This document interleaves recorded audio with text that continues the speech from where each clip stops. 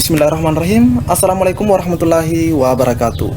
Di video kali ini admin ingin kembali berbagi informasi penting atau pengumuman penting buat teman-teman sekalian, yaitu mengenai penyebab gagal lolos jadi ASN P3K di tahun 2021 ini. Meskipun teman-teman itu mencapai ambang batas. Jadi ada beberapa penyebabnya sehingga teman-teman itu dikatakan gagal di tahap tersebut, baik tahap 1 maupun tahap 2 ataupun mungkin di tahap ketiga.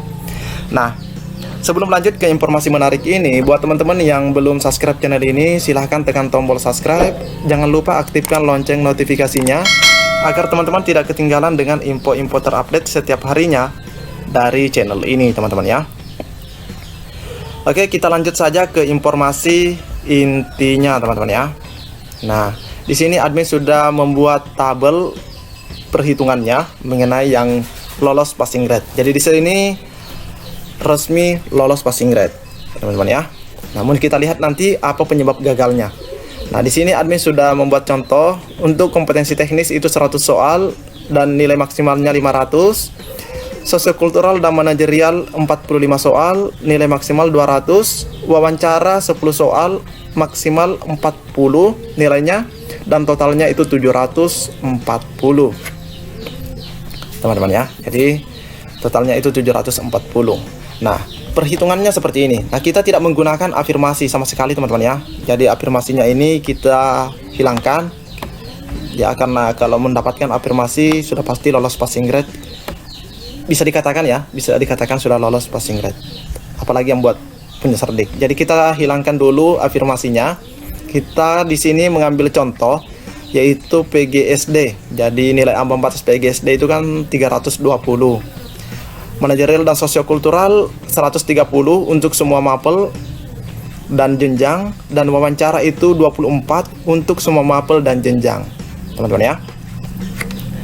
Oke, kita contohkan di sini saja. Misalnya teman-teman itu mendapatkan kompetensi teknis 320, teman-teman ya.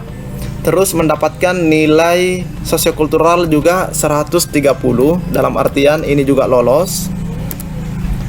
Ini lulus, teman-teman ya.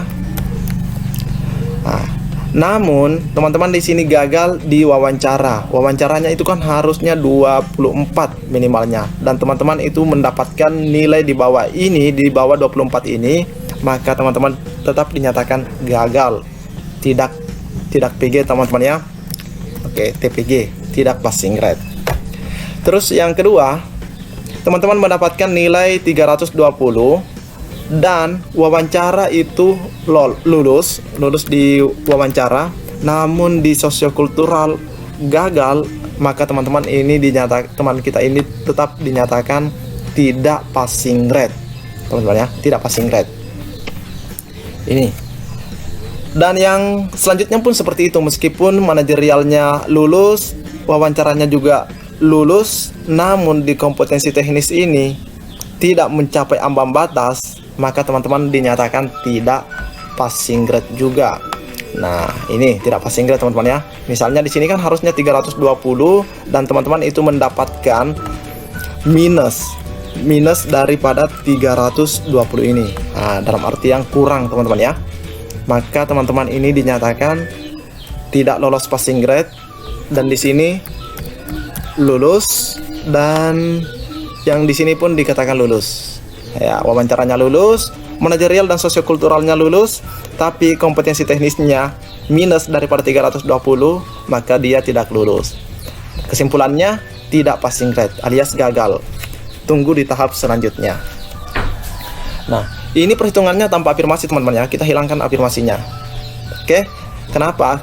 Yang paling banyak gagal di hari pertama itu di sini, teman-teman ya, di kompetensi teknis.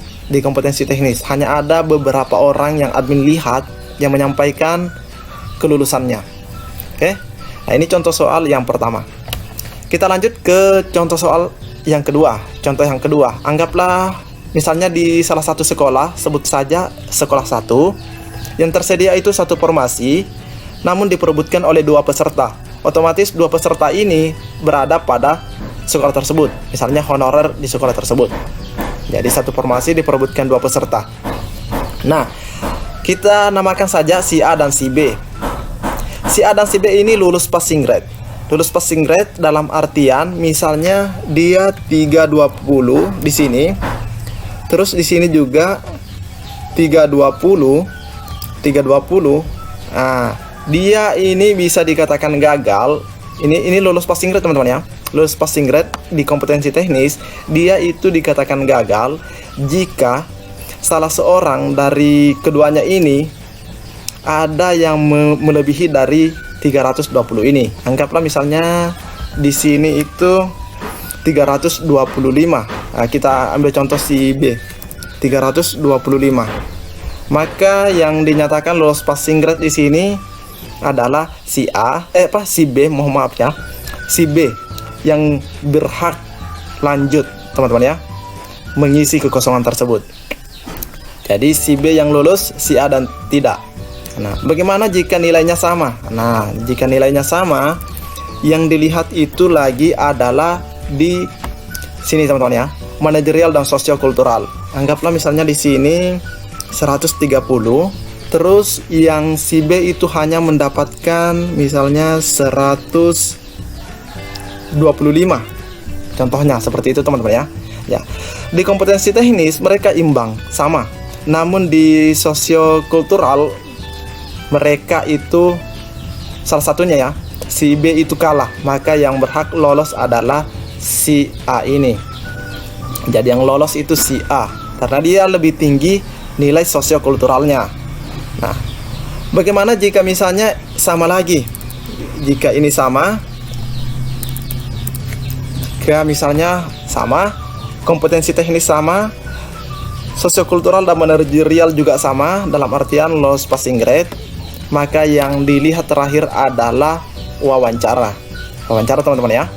Nah, kita misalnya contohkan di si A ini mendapatkan 24, sedangkan si B ini mendapatkan 28.